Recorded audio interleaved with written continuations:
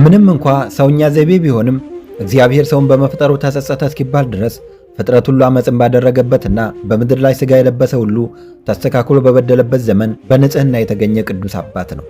ኃጢአት መስራት እንደ ክብር በታየበትና ጥፋት፣ ዝሙት፣ ስካርና አመፅ በአጠቃላይ ኃጢአት በምድር ላይ በተንሰራፋበት በዚያን ዘመን አካሄዱን ከእግዚአብሔር ጋር ያደረገ ቅዱስ አባት ጻድቁ ኖህ። በዛሬው ቪዲዮ ስለ ጻድቁ ኖህ ሙሉ ታሪክና ስለ ጥፋት ውሃ አመጣጥ፣ ስለ ኖህ መርከብ፣ ስለ እግዚአብሔር ምሕረትና ከእግዚአብሔር ቁጣ ለማምለጥ ምን ማድረግ እንዳለብን እንዲሁም ከኖህ ታሪክ የምንማራቸውን 5 መሰረታዊ ጉዳዮች በዝርዝር የማስቃኛችሁ ይሆናል። ለዚህ ኦርቶዶክሳዊ ቻናል አዲስ የሆናችሁ ሰብስክራይብ በማድረግ የደወል ምልክቷን በመጫን ቤተሰብ ይሁኑን። ይህንንም ቪዲዮ ላይክ እና ሼር በማድረግ ለሌሎች እንዲደርስ የበኩልዎን ድርሻ በመወጣት ይህን መንፈሳዊ ቻናል ያግዙ።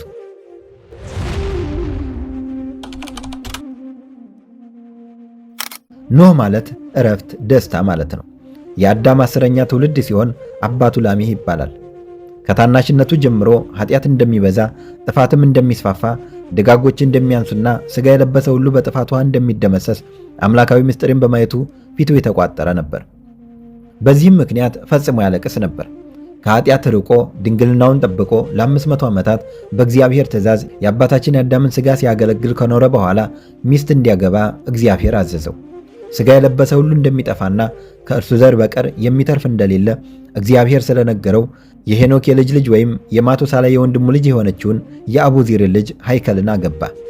እርሷም 3 ልጆችን ሴምን፣ ካምንና ያፌትን ወለደችለት። በኖህ ዘመን ይኖሩ የነበሩ ሰዎች ግፍን የሚያደርጉ እጅግ በደለኞችና ኃጢአተኞች ነበሩ። በዚያን ዘመን ኃጢአት መስራትና በእግዚአብሔር ላይ ዓመፅን ማድረግ እንደ ክብር ይቆጠር ነበር። ዘፈንና ጭፈራ፣ ስካርና ዝሙት፣ መዳራትም ሁሉ በየአደባባዩ ይፈጸም ነበር። እግዚአብሔርም በዚህ ዘመን ይኖሩ በነበሩ ሰዎች ላይ አዘነ፣ የንስሐ ጊዜም ሰጣቸው። ነገር ግን ሊመለሱ ፈቃደኞች አልነበሩም።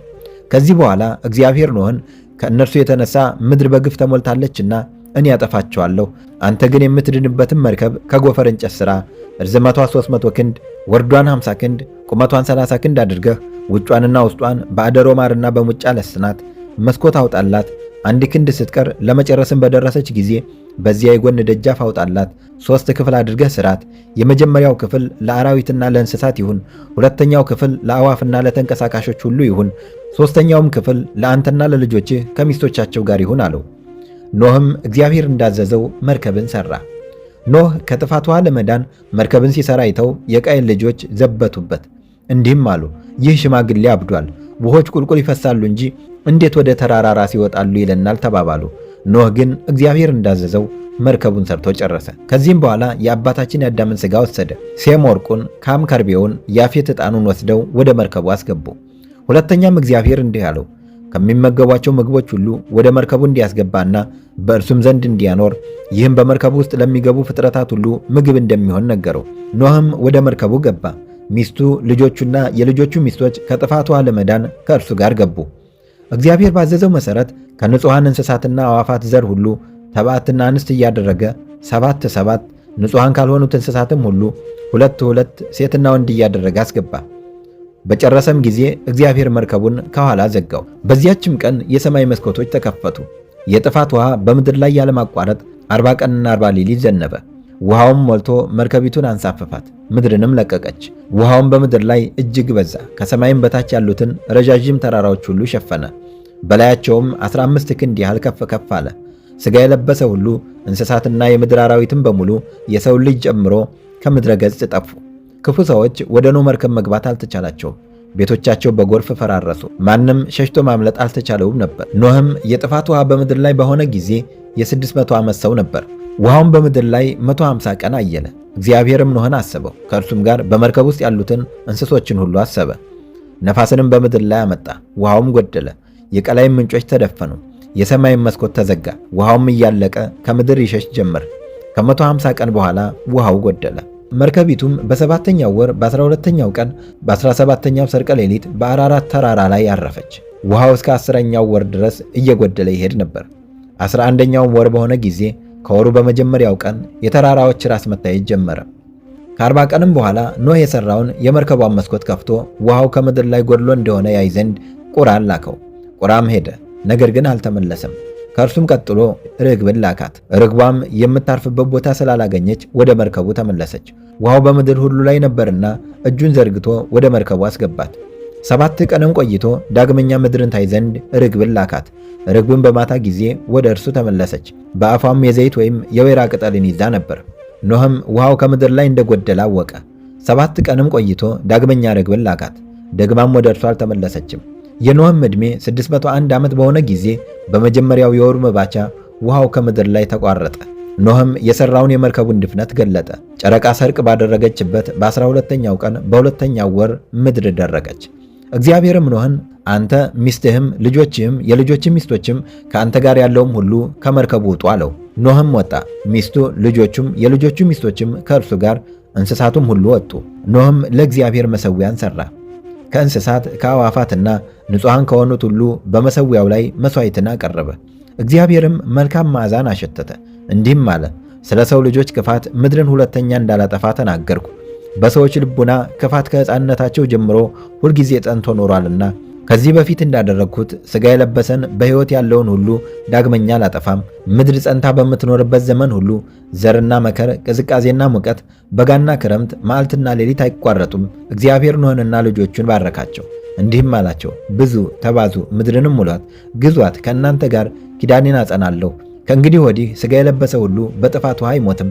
በእናንተና በእኔ መካከል በምድርም መካከል ለመሐላዬ ምልክትን አደርጋለሁ፣ ቀስቴንም በደመና ውስጥ አኖራለሁ አለው። ከጥፋትም በኋላ ኖህ ምድርን ይቆፍራት ያርሳትም ጀመር። የወይን ተክልን ተከለ። ወይን ጠጥቶም ሰክሮ በድንኳን ውስጥ ራቁቱን ተኛ። የከነዓን አባት ካም የአባታቸውን ዕርቃን አይቶ ሳቀ። ወደ ውጭ ወጥቶም ለሁለቱ ወንድሞቹ ነገራቸው። ያፌትና ሴም ልብስ ወስደው ሁለቱም በትከሻቸው ላይ አደረጉ። የኋሊት ሄደው የአባታቸውን ዕርቃን ሸፈኑ። ፊታቸውንም ወደ ኋላ ዞሩ፣ የአባታቸውንም ዕርቃን አላዩ። ኖህም ከወይኑ ስካር በነቃ ጊዜ ታናሹ ልጁ ያደረገውን ሁሉ አወቀ። ኖህም እንዲህ አለ፣ ከነዓን የተረገመ ይሁን፣ ለወንድሞቹ ተገዥ አገልጋይም ይሁን። የሴም ፈጣሪ እግዚአብሔር ይመስገን። እግዚአብሔርም የያፌትን አገር ያስፋ፣ በሴም ቤትም ይደር፣ ከነዓንም አገልጋይ ይሁን አለው። ኖህም ከጥፋት ውሃ በኋላ 350 ዓመት ኖረ። የኖህ መላ ዕድሜው 950 ዓመት ሆነ። ጥር 6 ቀን በሰላም አረፈ። ለእግዚአብሔር ምስጋና ይሁን፣ እኛንም በጸሎቱ ይማረን፣ በረከቱም ከእኛ ጋር ትሁን ለዘላለሙ አሜን። ከኖህ ምን እንማራለን? ከኖህ ሕይወት 5 መሠረታዊ ጉዳዮችን እንማራለን። የመጀመሪያው እግዚአብሔርን መውደድ ነው። በዓለም ላይ እግዚአብሔርን ማንም ባልወደደው ጊዜ ኖህ ግን ካለው ነገር ሁሉ አብልጦ እግዚአብሔርን ወደደ። መጽሐፍ ቅዱስ ኖህ በሕይወት ዘመኑ አካሄዱን ከእግዚአብሔር ጋር አደረገ ይላል። እግዚአብሔር አምላክ ከእኛ ጋር ግንኙነት ለመመስረት መፈለጉ እጅግ አስገራሚ እውነት ነው። እግዚአብሔር የፈጠረን ሊወደን ነው። እኛም መልሰን እንወደው ዘንድ ይፈልጋል። በትንቢተ ሆሴዕ ምዕራፍ 6 ከቁጥር 6 ላይ ከመሥዋዕት ይልቅ ምሕረትን ከሚቃጠል መሥዋዕት ይልቅ እግዚአብሔርን ማወቅ እወዳለሁና ይላል። እግዚአብሔር እጅግ ጥልቅ በሆነ ፍቅር ይወደናል። አጸፋ ፍቅርንም ከእኛ ይፈልጋል።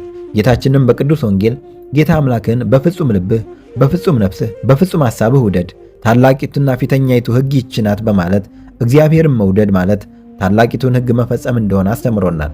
የማቴዎስ ወንጌል ምዕራፍ 22 ከቁጥር 37። ሁለተኛው ከኖህ የምንማረው በእግዚአብሔር ላይ በፍጹም መታመንን ነው። ኖህ እግዚአብሔርን ደስ ያሰኘበት ሁለተኛው ምክንያት ትእዛዙን ለመረዳት አዳጋች በነበረበት ጊዜ እንኳን በእርሱ ማመኑ ነው።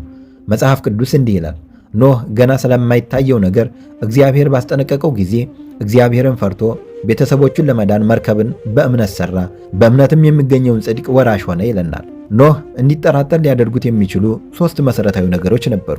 የመጀመሪያው ኖህ ዝናብን አይቶ አያውቅም። ምክንያቱም ከጥፋት ውሃ በፊት እግዚአብሔር ምድርን ከታች ወደ ላይ ውሃን በማውጣት እንደ መስኖ ነበር የሚያጠጣት። ነገር ግን ኖህ ከሰማይ ዝናብ ይዘንባል ሲባል እንዲሁ በእምነት ተቀበለ። ሁለተኛው ኖህ ይኖር የነበረው በአቅራቢያው ካለው ውቅያኖስ በ100 ማይሎች ርቆ ነበር። መርከብ መስራትን ቢያውቅበትም እንኳን ከሰራው በኋላ ውሃ ወዳለበት ስፍራ እንዴት ሊወስደው እንደሚችል ግን አያውቅም ነበር። ሶስተኛው ደግሞ እንስሳትን ሁሉ የመሰብሰቡና የመመገቡ ችግር ነበር። ኖህ ግን ይህን ሁሉ ቅሬታ አላሰማም ወይም ደግሞ አልችልም አላለም ነበር። እግዚአብሔር የነገረውን በፍጹም አመነ። ይህ ድርጊቱም እግዚአብሔርን ደስ አሰኘው። እግዚአብሔርን በፍጹም ማመን ማለት ለሕይወታችን ከሁሉ የሚሻለውን መልካም ነገር ሁሉ እርሱ ያውቃል በሚል እምነት መኖር ማለት ነው። እርሱ የሰጠንን ተስፋ እንዲፈጽም በችግራችን ጊዜ እንዲረዳንና አስፈላጊ ሲሆን ደግሞ የማይቻል ነገር የሚመስለውን ሁሉ እንዲያደርግልን መጠበቅ ነው። ሦስተኛው ከኖህ የምንማረው በፍጹም ልብ እግዚአብሔርን መታዘዝ ነው። እግዚአብሔር ኖህን የፈለግኸውን አይነት መርከብ ሥራ አላለውም። የመርከቡን መጠን፣ ቅርጽ፣ የሚሰራበትን ቁሳቁስና ወደ ውስጥ ስለሚገቡ እንስሳት ዝርዝር መመሪያ ሰጥቶታል። ኖህ በታዘዘ ጊዜ ያደረገውን መጽሐፍ ቅዱስ እንዲህ ይገልጠዋል። ኖህ ሁሉን እግዚአብሔር እንዳዘዘው አደረገ ይላል ዘፍጥረት ምዕራፍ 6 ከቁጥር 22። ኖህ በፍጹም አንዷንም ትእዛዝ ሳያዛንፍ አድርጓል። እስኪ ራሳችንን ጠይቅ። እግዚአብሔር ግዙፍ መርከብን እንድንሰራ ቢያዘን ተቃውሞ ወይም ጥርጣሬ አይኖረንም? ኖህ ግን አልነበረውም። በሙሉ ልቡ ለእግዚአብሔር ታዘዘ። የእግዚአብሔርን ትእዛዝ ሁሉ ያለ ጥርጥርና ማመንታት ፈጸመ። ብዙ ጊዜ እግዚአብሔርን በከፊል ልንታዘዘው እንሞክራለን። ልንፈጽመው የምንፈልጋቸውን ትእዛዛት መርጠን ለመውሰድም እንፈልጋለን። ተገቢ አይደሉም፣ ያስቸግራሉ፣ ብዙ ወጪ አላቸው ወይም በሰዎች ዘንድ አይወደዱም የምንላቸውን ትእዛዛት ግን ችላ እንላቸዋለን። ለምሳሌ በቤተ ክርስቲያን አገልግሎት ላይ እንሳተፋለን፣ አስራት ግን አንከፍልም። መጽሐፍ ቅዱስ እናነባለን፣ ለሚበድለን ሰው ግን ይቅርታ አናደርግም። ይህ ደግሞ በከፊል መታዘዝ ነው። በከፊል መታዘዝ ያለ መታዘዝ አንዱ ክፍል ነው። አራተኛው ከኖህ የምንማረው እግዚአብሔርን ሳናቋርጥ ማመስገን ነው። ኖህ የምስጋና ልብ ስለነበረው መላ ሕይወቱ እግዚአብሔርን ደስ ያሰኝ ነበር። ከጥፋት ውሃ ከተረፈ በኋላ በመጀመሪያ ያደረገው ነገር መስዋዕት በማቅረብ እግዚአብሔርን ማመስገን ነበር። መጽሐፍ ቅዱስ እንዲህ ይላል፣ ከዚያም ኖህ ለእግዚአብሔር መሠዊያን ሠራ፣ በመሠዊያው ላይ የሚቃጠል መስዋዕትን አቀረበ ይለናል ዘፍጥረት ምዕራፍ 8 ከቁጥር 22። ከኖህ የምንማረው አምስተኛው ጉዳይ እግዚአብሔርን በችሎታችን ማገልገል ነው። ከጥፋት ውሃ በኋላ እግዚአብሔር ለኖህ ብዙ ተባዙ፣ ምድርንም ሙሏት፣ ሕያዋን ተንቀሳቃሽ ፍጡር ሁሉ ምግብ ይሁናችሁ ብሎታል ዘፍጥረት ምዕራፍ 9 ከቁጥር 1 እስከ 3። ብዙ ጊዜ እግዚአብሔር በእኛ ደስ የሚለው መጽሐፍ ቅዱስ ስናነብ፣ የቤተ ክርስቲያንን ሥራ ስንካፈል፣ ስንጸልይ ወይም እምነታችንን ስንመሰክርና ሌሎች መንፈሳዊ ተግባራትን በምናከናውንበት ጊዜ ብቻ ሊመስለን ይችላል። ስለ ሌሎች የሕይወት ክፍል ግን ግድ የሌለው ይመስለናል። እግዚአብሔር ግን ስንሰራ፣ ስንጫወት፣ ስናርፍም ሆነ ስንበላ እያንዳንዱ ተግባራችንን ማየት ደስ ያሰኘዋል። ለአምልኮ ዓላማ እስካደረግነው ድረስ ከኃጢአት በቀር ማንኛውም ሰብአዊ ድርጊት ለእግዚአብሔር ደስታ የሚከናወን ሊሆን ይችላል። ለእግዚአብሔር ክብር እየሰጠን የቤት ዕቃ ልናጥብ፣ የተሰበረን ልንጠግን፣ አንድ የምርት አይነት ልንሸጥ ወይም ቤተሰብ ልናስተዳድር እንችላለን። እርሱ በለገሰን ተሰጥኦና ችሎታችን ስንጠቀምባቸው እያየ በልጁ መልካም ድርጊት እንደሚኮራባት ደስ ይለዋል። እርሱ በፈጠረው ነገር ሐሴትን ስናደርግ በመመልከት እግዚአብሔር ደስ ይለዋል። እግዚአብሔርን እስካመሰገንበት ድረስ ደስ የሚያሰኝን እያንዳንዱን ድርጊት ማድረግ አምልኮ ሊሆን ይችላል። የዛሬው መርሃ ግብራችን ይህን ይመስል ነበር። በቀጣይ ቪዲዮ እስከምንገናኝ ቸር ሰንብቱ። ወስብሐት ለእግዚአብሔር ወለወላዲቱ ድንግል ወለመስቀሉ ክቡር አሜን።